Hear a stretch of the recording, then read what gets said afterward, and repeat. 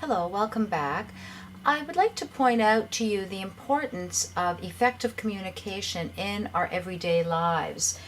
And excellent writing and communication skills, whether you're writing a cover letter, whether you're writing a business letter, preparing a resume, drafting a report for work, you might be writing an email message or preparing an essay for college or university.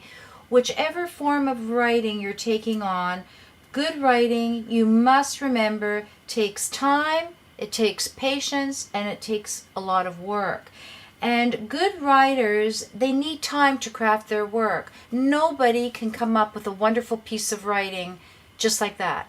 Everybody needs to go through some sort of a writing process in order to produce the best possible piece of writing.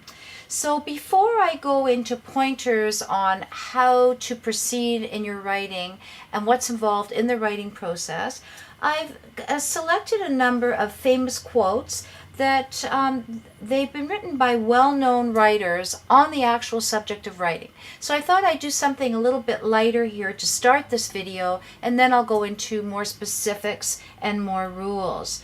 So take a look at what some of these famous people have written. Feel free to go on the internet and see who these writers are. Some are philosophers, one writes children's books, novelists, playwrights, etc. So if you're curious where the quote is from, I have included the name of the author of the quote.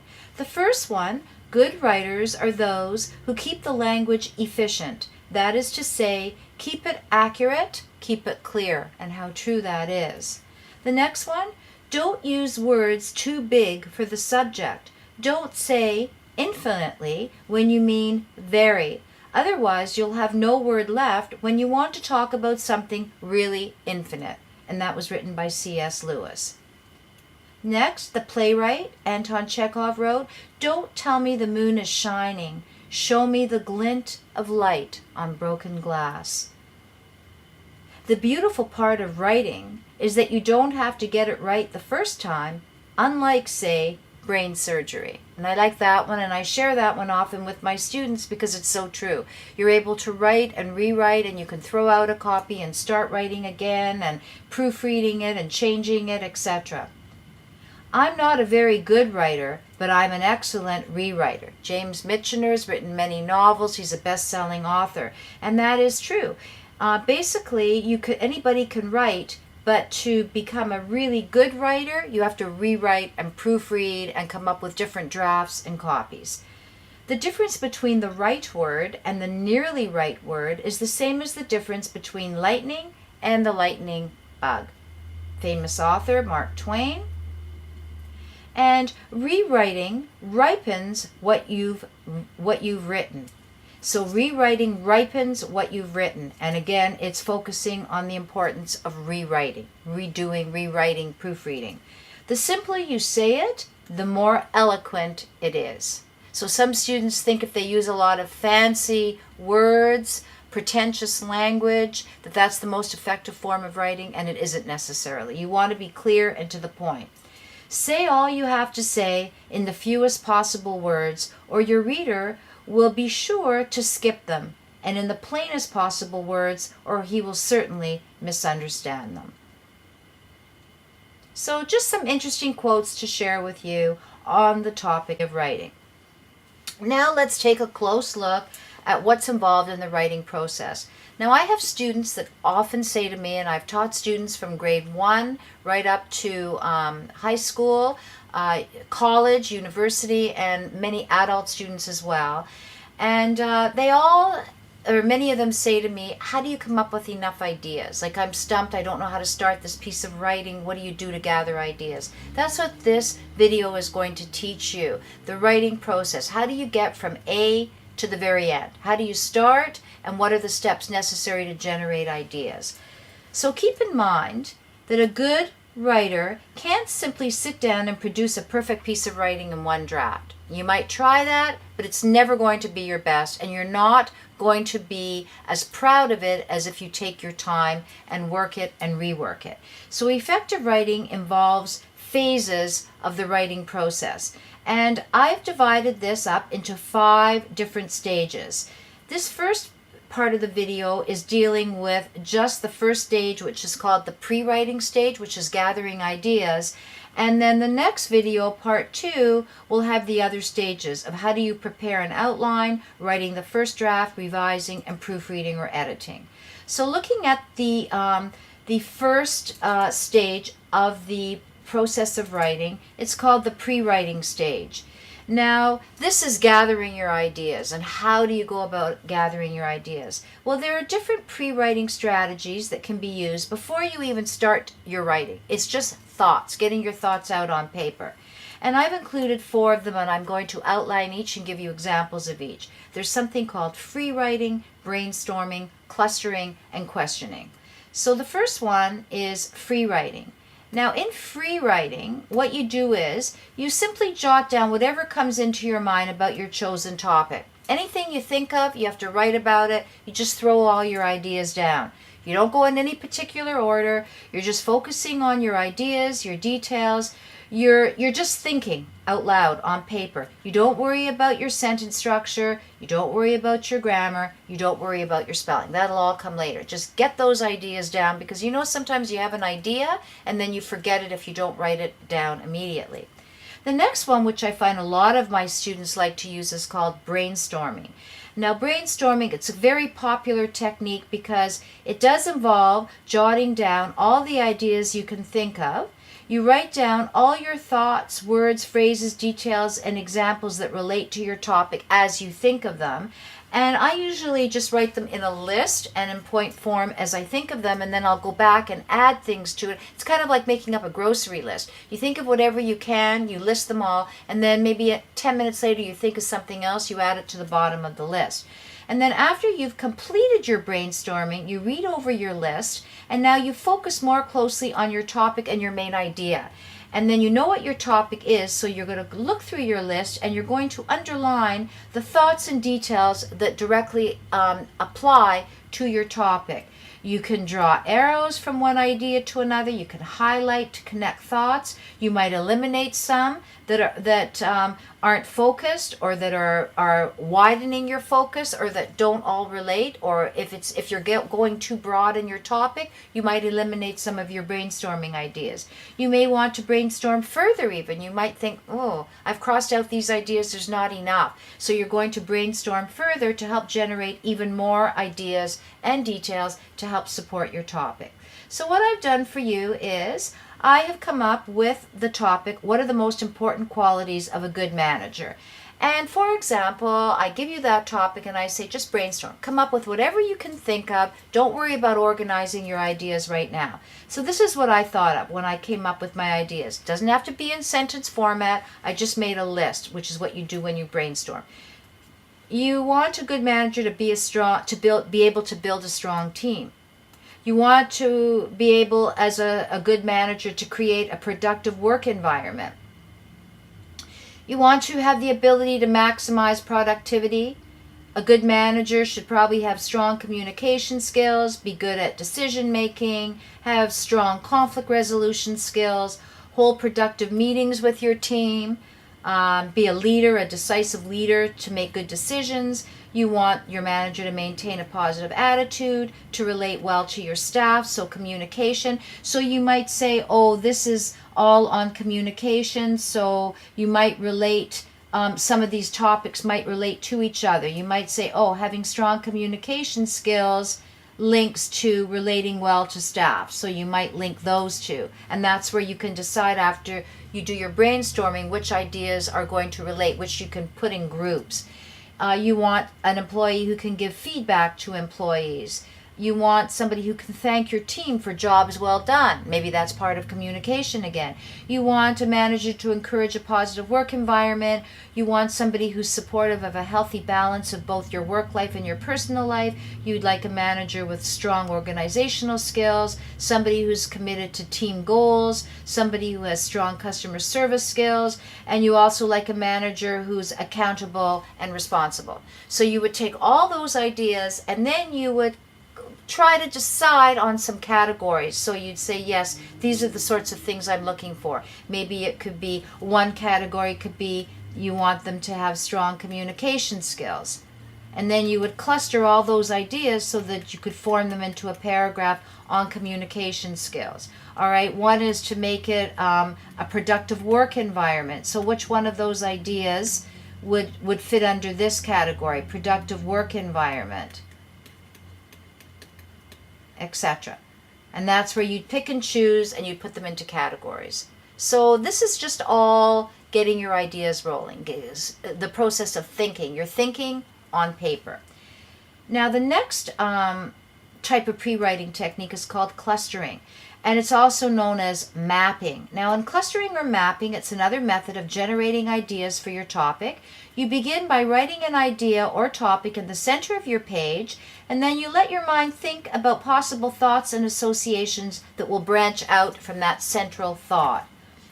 And as different thoughts come to your mind, you put them in boxes or circles and you draw lines to connect them to the central topic. You could maybe put your minor details in smaller boxes or circles, and you could connect lines to show how your ideas relate to each other. And then one idea will lead to another, and then you begin to form clusters of ideas. Now, there's no one correct way of clustering. It's whatever works for you and how you want to relate your ideas. But you're just attempting right now to think aloud on paper and relate details to other ideas and examples. So I've given you the topic, you're never too old to go back to school. I've been involved in a lot of adult upgrading and adult programs and retraining of adults. So my theory is you're never too old to go back. It's never too late for you, whether you want to go back part-time, full-time. Education is an ongoing process. So if you were clustering, never too late to go back to school, you could put that in the center of your page. Never too late for education. Okay, that would be the center cluster. I don't have a lot of room on here, but I'll do what I can in the space provided. So let's say you're thinking, okay, why is it never too late for somebody to go back to school? Well, one idea could be, and here could be one cluster, you might want to work your way up in your job. You might want to work in a managerial position, so work your way up. So there's one cluster. Then it's also never too late. We might say because you want to strengthen your job profile. So you want to strengthen your profile, your job profile. It's another one.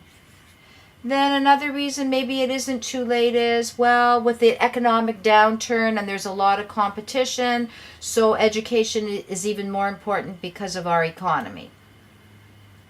The economic downturn. It might give you a better edge. Okay? Then you might think of another point could be for self-improvement. You're doing it for yourself. And then maybe going from self-improvement, if you're going to help yourself, what is it going to do for you personally? So you could branch out from there. It would help your self-esteem. So this could be another cluster because that's coming out of self-improvement, self-esteem. Sometimes going back to school is also good. The self-improvement because it keeps you young. Another thing that self-improvement would do maybe could be perhaps, let's see, it would improve your financial status, which is also part of self-improvement.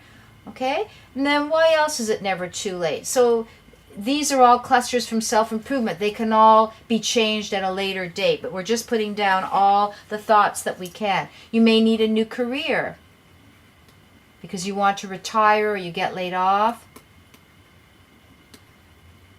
So that's another reason it's never too late.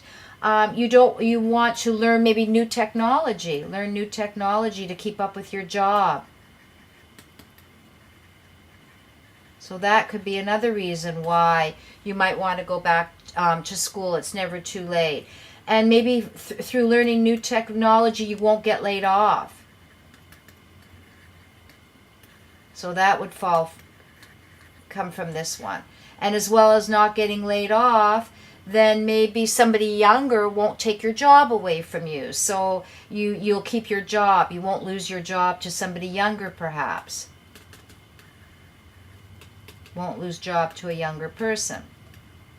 Okay? There are all kinds of ideas. I've thought of many of them. And then one thing leads to another. And then what you do with the clustering is you would look at one category and you'd say, okay, never too late for education. One, it will strengthen my job profile. So now you'd look at how it strengthens your profile. What's it going to do for you? How would it strengthen your profile? Well, you could maybe become a manager. Maybe it'll help you so you don't lose your job to somebody younger. So you'd cluster everything and decide which of these would fit under here. So these are just a couple of ideas. There are a lot more ideas we could have added in here, but just to give you a sampling of how you do the clustering. And if you're not happy, you start a new cluster and start again. So you decide whether you prefer brainstorming or clustering, what works best for you, or free writing. I feel that free writing is just a little bit too free. It's not as focused. The other two methods are a little bit more focused, these two that I've shown you, brainstorming and clustering. The fourth example that I'd like to outline is called questioning. And what that means, it's another method of gathering ideas. It means that you think about your topic by writing down questions and answers that are related to your subject. Now, there are 5 W questions that you can use. Who, what, when, where, why, and also the question how. So we've got the 5 W's, and then the 6th is the question how. And you could ask yourself these questions and then think of possible answers. So I've given you a sample. For example, if your topic is related to the subject of obesity in youth, and that's a very common hot topic right now. Why is youth obese? What's happening to change this? Why is it at an all-time high, obesity among youth? So you could ask the following questions and then you think about the answers. I've only provided the questions. I won't give you the answers because it would be very time consuming, but if this is what you would do if this happened to be your topic. So here are some questions. Who is at risk of becoming overweight or obese? There's my who. And you could look that up, get some information. What? What are the health consequences of obesity in youth? Or, what are the main causes of obesity in youth? And another what? What does obesity really mean? So those are some what questions that you can look at. Or you're thinking of when. I thought of, okay, what are some when questions on this topic? When did this start to become a serious problem? When is it important for you to consult a doctor? When is that for your child? When should you consult a doctor? Where? Where are the obesity rates continuing to rise? Where is childhood obesity most common? Other areas. You can look up, find some answers, see if you can find enough information. Why? Why is a good question here. Why is the problem increasing? And another thing, why might lower income children be more at risk? Why? Maybe they're not more at risk. It's something you want to look at. And the last category, the how category, how can we deal with this problem? How can child obesity be prevented? So I came up with a lot of hows. How many children in North America are affected by this problem? How does childhood obesity happen, or how does it threaten our future? So these are just ideas to generate, to get you thinking, and to help you. So if you're ever stumped and you don't know where to begin, I tell students and writers, don't just jump and start writing immediately. Don't do that. Always have some kind of a draft or a plan and some direction so that if you're lost, you've got a little bit of a pattern and a plan in mind, and then you follow that pattern. All right, so I'm going to end this video now on these different pre-writing techniques, and these are the techniques used for generating ideas. And now please, if you're interested in seeing the second part of the video, I deal with writing a scratch outline and what does it mean to write a draft, and what are proofreading and revising and editing skills. What does that mean and how are they important? Thank you. I hope you found this video beneficial. I really think if you try one of these methods, it will really help you to generate ideas and get you thinking. Okay, thank you, and I'll see you for part 2 of the video. Bye-bye.